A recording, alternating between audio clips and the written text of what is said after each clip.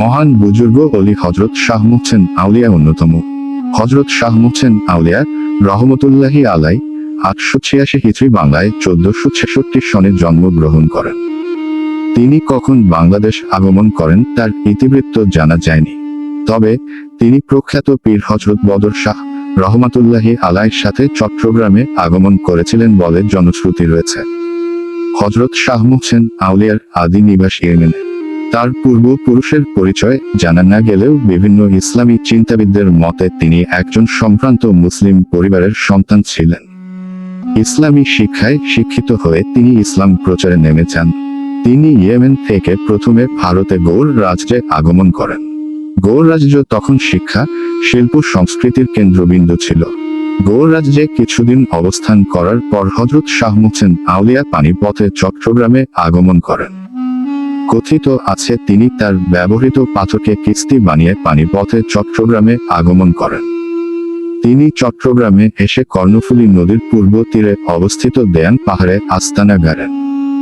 দেয়ান পাহাড়ে অবস্থান করে তিনি চট্টগ্রামের বিভিন্ন অঞ্চলে ইসলাম ধর্ম প্রচার করতে থাকেন।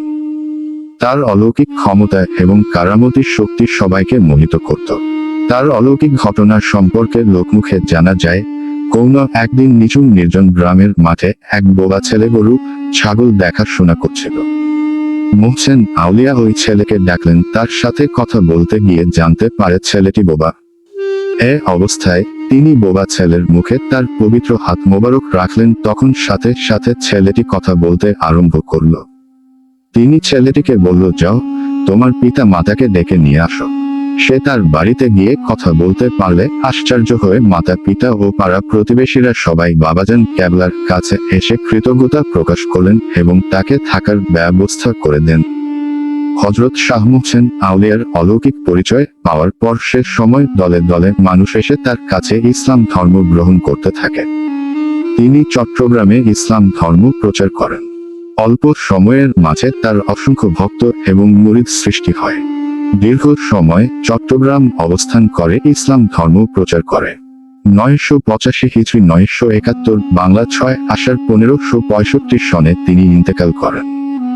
তার ইন্তেকালের পর তাকে দক্ষিণ চট্টগ্রামের আনোয়ারা উপজেলার জিউরি গ্রামে সমাধিস্থ করা হয়।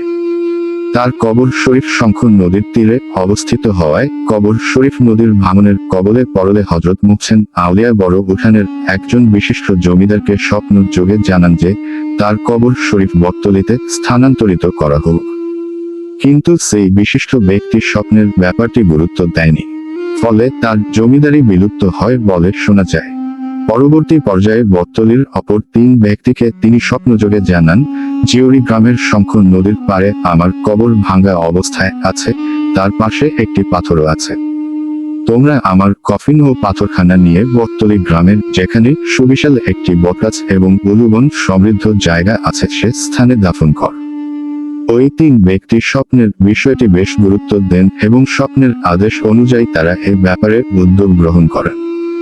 তারা নদীর তীরে গিয়ে দেখতে পান পাথরের ওপর একটি লাশ ভেসে আছে। তারা ওই লাশ বটতলীতে এনে যথাযোগ্য মর্যাদার সাথে দাফন করে। যেখানে তার লাশ দাফন করা হয় সেখানে এখন তার পবিত্র মাজার শরীফ করে উঠেছে। তিনি যে পাথর খণ্ড করে ভেসে এসেছিলেন তা এখনো পর্যন্ত তার পবিত্র মাজার শরীফে সংরক্ষিত আছে। এই পাথরটিকে অলৌকিক পাথর বলা হয়। বর্তমানে তার মাজার শরীফ চট্টগ্রামের আনোয়ারা উপজেলার বটতলী গ্রামে অবস্থিত।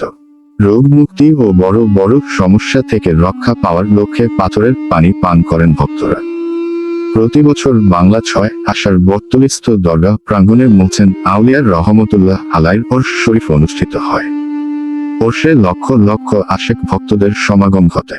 মুহসিন আউলিয়া চট্টগ্রামের জমিনকে ইসলামের আলোকে আলোকিত করেন। বর্তমানে তার নামে আনোয়ারা উপজেলায় স্কুল, কলেজ ও বিভিন্ন প্রতিষ্ঠানের প্রতিষ্ঠা হয়েছে।